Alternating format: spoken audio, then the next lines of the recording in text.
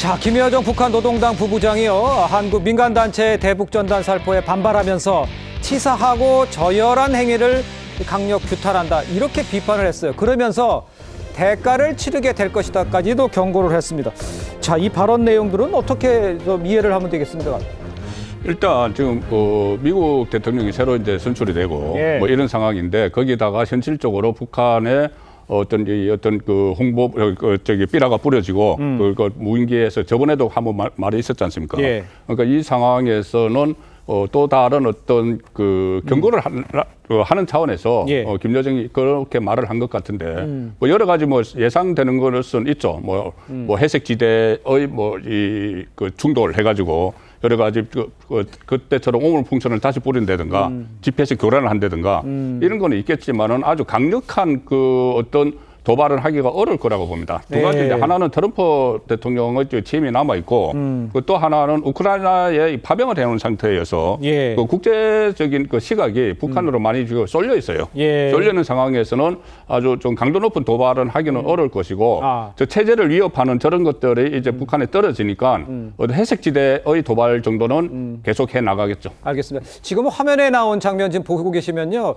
북한이 이제 그 종이 전단과 이제 과자류, 약품 등 담긴 풍선이 이제 바닥에 떨어졌다, 나무 등에 걸려 있다. 이러면서 저 사진들을 함께 이제 김정은 위원장이 얘기하면서 공개를 한 거예요.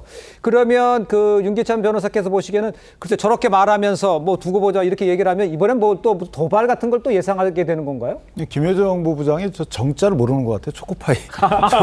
저 쓰레기가 아니잖아요. 저거는 먹거리인데. 예. 어쨌든 김여정 부부장 입장에서 보면 이제 그 통치 관련돼서 뭐 대남 도발을 할 가능성도 없잖아 있죠. 네. 왜냐하면 내부 체제가 지금 사실 붕괴 위험에 처했다는 분석도 많기 때문에 아하. 또 하나는 저는 우크라이나와 러시아 휴전 국면에서 예. 어쨌든 파병이 돼 있잖아요. 용병이든 파병이 돼 있는 상황이기 때문에 네. 본인들이 그 휴전 테이블에 올라가려고 할 겁니다. 예. 올라가서 미국과 러시아와 또 서방과의 협상 과정에서 대북 제재를 좀 풀어달라는 취지 아하. 그런 걸 하기 위해서는 지금 목소리를 키워야 되는데 그 목소리를 키우기 위해서도 어느 정도 저강도 도발은 가능성이 없잖아 있다. 전 그렇게. 그 저강도 도발에 가면 뭐 쓰레기, 뭐 또 무인기 뭐 이렇게 예상을 할 수가 있는 건가요? 뭐 다른 것도 있나요? 무인기는 진짜 뭐 이 시간에도 왔다 갔는지도 모르잖아요. 그 정말 예. 뭐 우리도 물론 보낼 수도 있습니다만은 어찌됐든 간에 어물풍선이 또 올 것 같고 그냥 국민들로 하여금 특히나 접경 지역에 계신 분들은 지금 이 대북 방송이라든지 대남 방송 이런 것 때문에 굉장히 고통을 겪고 계시는데 그러니까 남측에서도 대한민국에서도 저는 어떤 저런 대북 정단 이런 부분에 대해서도 조금은 규제가 왜냐하면 지금 북한이 계속 저렇게 보내고 있는 부분은 원인을 일단 얘기를 하고 있거든요. 보내지 않으면 안 보내겠다라고 얘기를 하고 있는데 예. 뭐 어찌 됐든 간에 좀 이런 부분에 있어서 피해는 국민이 입는 것이기 때문에 좀 그런 부분 좀 잘 해소가 됐으면 좋겠다 생각합니다. 지금 설 변호사 얘기는 이제 우리가 보내는 것도 어떻게 해야 되는지 규정을 좀 만들어봐야 될 필요가 이렇게 이야기하시는 것 같아요. 네. 그러니까 저희 민주당에서는 진작부터 자제시켜야 된다. 그러니까 우리가 보내면 당연히 저쪽에서 보낼 거 아니겠습니까? 이미 시작은 누가 했는지가 중요하지 않은 문제가 됐거든요. 오물풍선이 6천 개가 날라오는 동안 지금 우리 정부 뭐 했습니까? 네. 그렇기 때문에 저는 어쨌든 이게 계속해서 날라오고 무슨 뭐 드론이 날라온다 이런 말 하면 어쨌든 국민들이 불안해하잖아요. 예. 그렇기 때문에 저는 정부에서 이러한 문제에 대해서 조금 획기적인 어떤 대안을 좀 내야 된다 이런 생각합니다. 어떤 생각이죠? 정부에서는 지금 할 수 있는 게 없어요. 그때 문재인 정부 때 김여정 부부장이 그때 강력하게 메시지를 내고 나서 네. 대북 전단금지법을 만들었었습니다.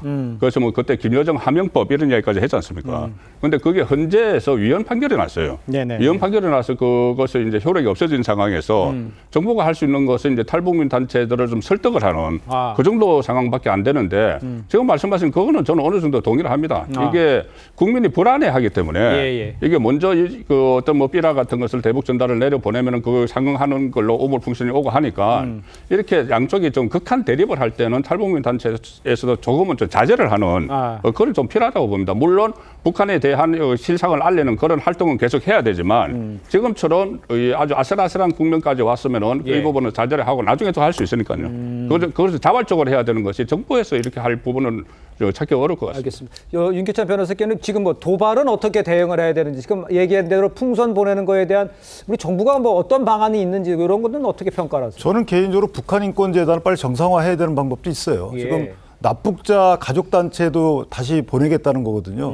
근데 북한인권재단 이사 추천을 지금 민주당에서 안 하고 있기 때문에 네. 북한인권재단을 통해서 여러 가지 인권 활동을 뭐 납북자의 그 귀환 활동 이런 것들을 해야 되는데 예. 북한인권재단에 대해서 정치권에서 화답을 안 하고 있는 부분이 없잖아 있고요. 예. 연천군에서도 조례 제정을 했다가 이게 잘 진행이 안 됐어요. 그러니까 현 법령 체제에서는 사실 이것을 막기가 어렵습니다. 네. 그래서 저도 개인적으로 관련 단체가 조금 자중하거나 자제하는 부분을 원하는데 그러기 위해서 정치권에서는 그 통로를 열어줘야죠. 예. 그중에 하나가 북한인권재단이다 이렇게 생각합니다. 알겠습니다.